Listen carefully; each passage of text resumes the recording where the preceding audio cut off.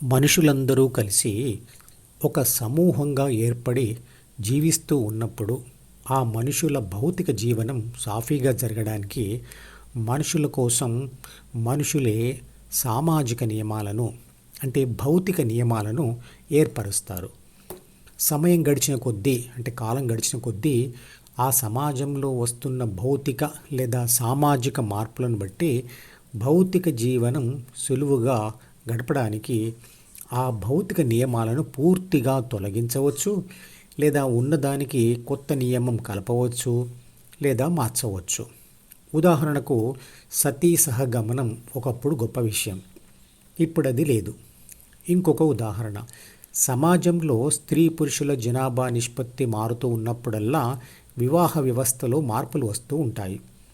ఆ నిష్పత్తిని బట్టి కొంతకాలం ఒకరికి ఒకరే అనే నియమం కానీ, లేదా కొందరికి కలిపి ఒకరు అనే నియమం వర్తింపచేయవచ్చు. ఆ సమూహంలో ఉన్న ప్రతి ఒక్కరూ సమాజం ఏర్పరిచిన భౌతిక లేదా సామాజిక నియమాలను పాటించే ప్రయత్నం చేయవచ్చు. కానీ అందులో అనేక కారణాల చేత కొద్దిమంది అసలే పాటించరు. వాళ్ళే కరడుగట్టిన నేరస్తులు. చాలామంది పరిపూర్ణతకు దగ్గరగా వస్తారు, కానీ కొన్ని విషయాలలో మాత్రం వారు తీవ్రత లేని నేరం చేసేవారే. ఏదో ఒకళ్ళిద్దరు మాత్రమే సామాజిక నియమాలను పాటించడంలో పరిపూర్ణత సాధిస్తారు.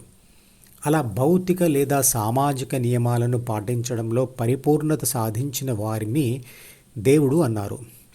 రాముడు ఏకపత్ని వ్రతుడవ్వడం వల్ల దేవుడు అన్నారు. నిజానికి సామాజిక నియమాలను పాటించిన వ్యక్తిని మంచి మనిషి అంటే చాలు. అంటే రాముడు దేవుడు కాదా అంటే దేవుడే. రాముడిని ఆధ్యాత్మిక దృష్టితో చూసినప్పుడు మాత్రమే దేవుడు అనవచ్చు, కానీ సామాజిక నియమం పాటించినందుకు కాదు.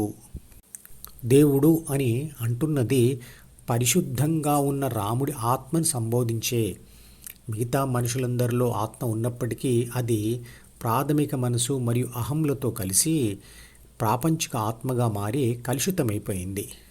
ప్రాపంచిక ఆత్మ ధ్యానం చేసి ప్రాథమిక మనసును మరియు అహంను వదిలినప్పుడే అది పరిశుద్ధమైన శక్తి స్వరూపం అవుతుంది.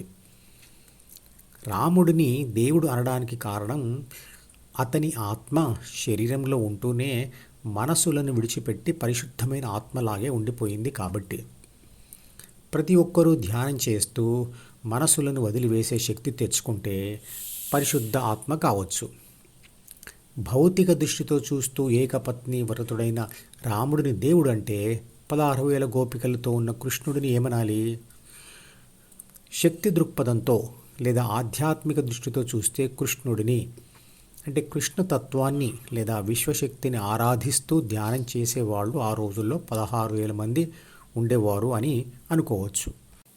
ఈ గందరగోళమంతా ఎందుకు వస్తుందంటే భౌతికమైన విషయాలను ఆధ్యాత్మికతకు కలపడం వల్ల.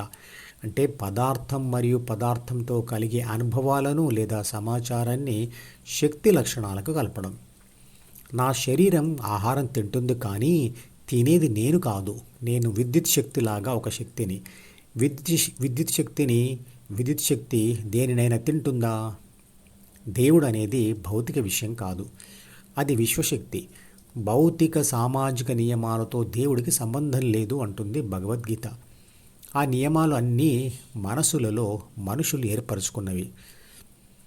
మీకు చిన్నప్పటి నుండి పరిచయం ఉన్న ఏ మనిషి అయినా ధ్యానంలో తుది దశకు చేరుకొని మీ ముందుకు వచ్చి నేను దేవుడిని అంటే మీరు అతడిని దేవుడిగా గుర్తిస్తారా?